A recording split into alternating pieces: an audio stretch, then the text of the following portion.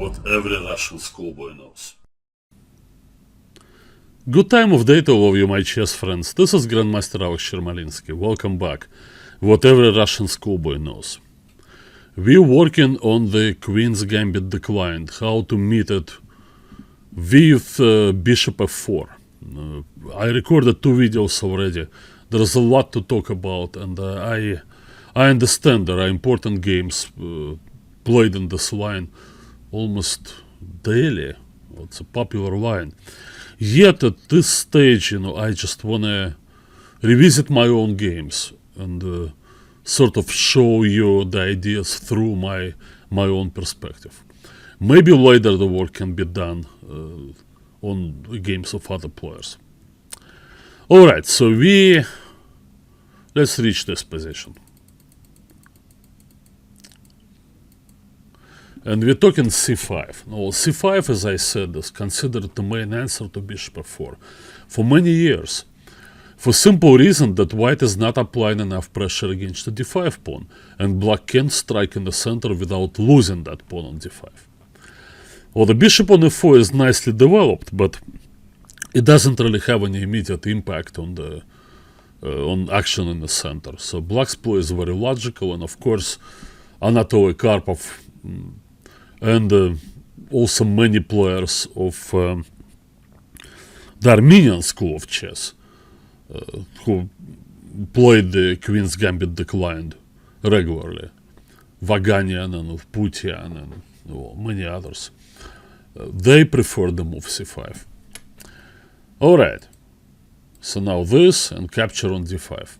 We already discussed that, so we get into this key position where white plays a3 to safeguard against that check from before. And now after the logical knight c6 moves the bishop out. Now do not forget about the threat of queen c2. Obviously double attack h7 and c5. So black actually has to move the bishop away from c5. And we looked at the main move bishop b6, of course. Yeah, the queen b6 was played also in the game that I covered in my previous video. But can black do something else? What about the move bishop e7? For that, our attention turns to the game I had against Yelena Donaldson Akhmelovskaya, one of the greatest female players of the late 20th century and a great personal friend of mine. Unfortunately, Yelena passed away a couple years ago. It was really a tragedy for American chess, for world chess, and of course for her family. Was married to international master Georgy Orlov, who is a good player himself and runs a successful chess business in the schools in Seattle. Well, they have a son who's now, I think, about 20 years old. Well, anyway, forget about the sad notes now. Let's go to the chess. Bishop e7.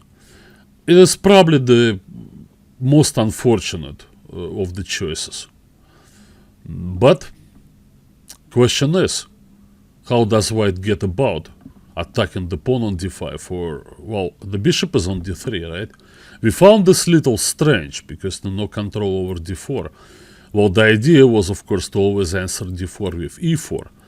And then the bishop on b6 is out of play. But what about the bishop on e7? Alright, I castled. And she played bishop e6. Actually, there was a famous game, the only game that I remembered about bishop e7, and for that encounter was bishop f6, queen b3, and queen b6. That was Kramnik white, short black.